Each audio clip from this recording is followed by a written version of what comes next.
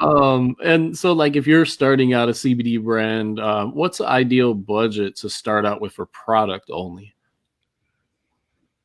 Depends. It depends, like, cause that all depends on what your distribution channels are, what your, marketing strategy, your direct to consumer marketing strategy is.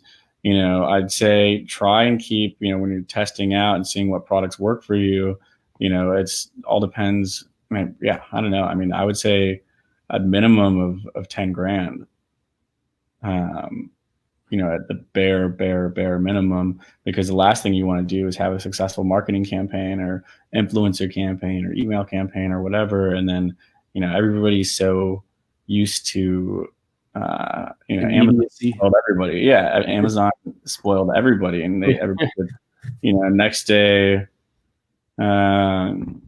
next day term or next day shipping. So, if you're like, oh, we've got to wait, 6 weeks for product, you just lost You're the gonna customer. have a nightmare. Yeah, you lost the customer before you even had them. So I would say, I mean, at least the bare minimum 10 grand. But what does 10 grand get you? And what SKUs? I think you need to focus on. Everybody's coming out and trying to make a CBD brand or CBD company. Like, we get it, CBD is great. In the next year, maybe less, there's not going to be such a thing as CBD brands. Like, if your whole thing is just CBD and you're not building an actual brand for longevity with real messaging and real problems to solve and real specific customers, it's not 2016 anymore, where CBD, it's now just a romanticized raw ingredient, and now it's so accessible and so cheap. And now everybody, Hershey's, like everybody, and all the big companies are coming in, and everybody's, going to come in and, wipe you out. Everybody's saying, I remember, we're going to be the Coca-Cola of CBD. And I'm like, no, Coca-Cola is going to be the Coca-Cola of CBD. Exactly. That's a great point. And dude, you're backing up everything that me and Paul and Aaron teach all the time. Like, CBD is just an ingredient. Like, you need a real brand that stands for something. We even say, don't put CBD in your brand name. Like, no, it's just an ingredient. You need a strong brand that stands for something that targets a specific audience.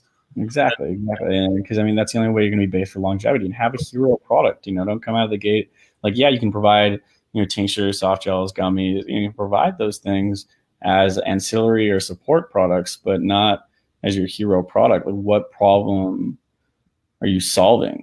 What issue are you tackling? Even if it's just one, energy supplement, or one sleep supplement, or one, breast, whatever it is. An appetite support. I'm giving away my secrets now. Whatever your hero product is, come out with that and really, do something very well. And once you do that, start worrying about producing a bunch of other SKUs. People are like, I'm going to have the budget to make, 500, 1,500, 3,000 milligram, 20 different types of tinctures. And then by the time you're done with that, you're out of money, so figure out what your hero product is and just order a bunch of that and do everything you can to make that work, and once you have that, start adding products. Yeah.